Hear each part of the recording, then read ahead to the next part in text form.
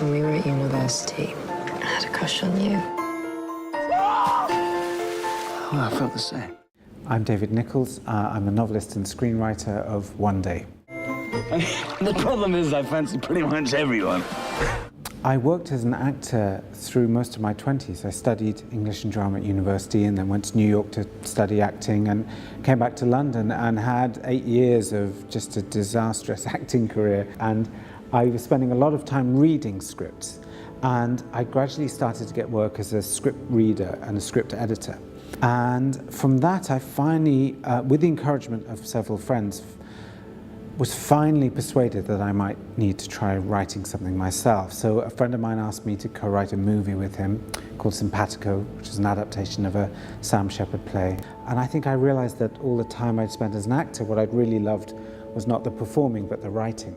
Based on the international bestseller. You're getting married. Yeah. That critics called a modern classic. It's true that there's a wariness of allowing the author to adapt their own book. I think there's a perception that they'll stomp and scream and hold on to long interior monologues and pages of description, and that they won't cut anything and the film will be 4 hours long. And there's probably a little bit of that. There's probably a little bit of truth in that. But I did start as a screenwriter, and I know that screenwriting involves lots of difficult cuts, it involves lots of painful rewriting, that it involves constant changes, constant revisions. So I was, I think, probably prepared for some of that. Everyone's lost at 25. You're not.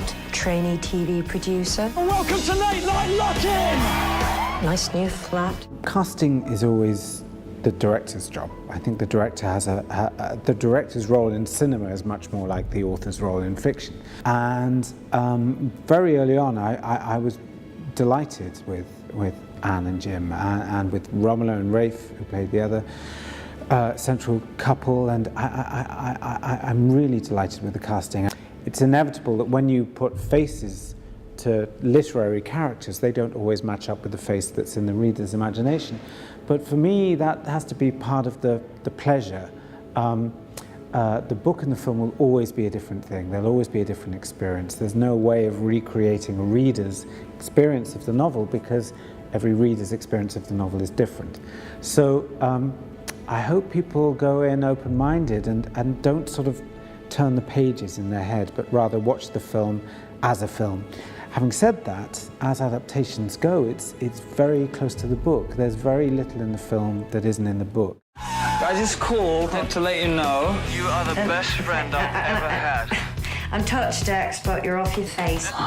Dexter? Dex? When I watch this movie, I sometimes see Anne do something very precise and subtle with her eyes, or see Jim just capture a moment absolutely right, just get something absolutely right. I get very jealous of that, and it's the one thing that, in all honesty, I had absolutely no talent for whatsoever. I was a terrible, terrible actor.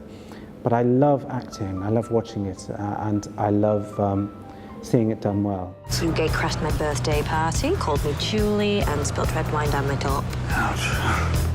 I'm not good at this. Maybe we could just be friends. Emma and Dexter have completely dominated the last 5 years of my life, and that's been terrific, and not something I'd ever dream of complaining about, but it's made it very hard to come up with a new character or a new story or situation. I missed you, Dex. I screwed up my career. I screwed up my friendships.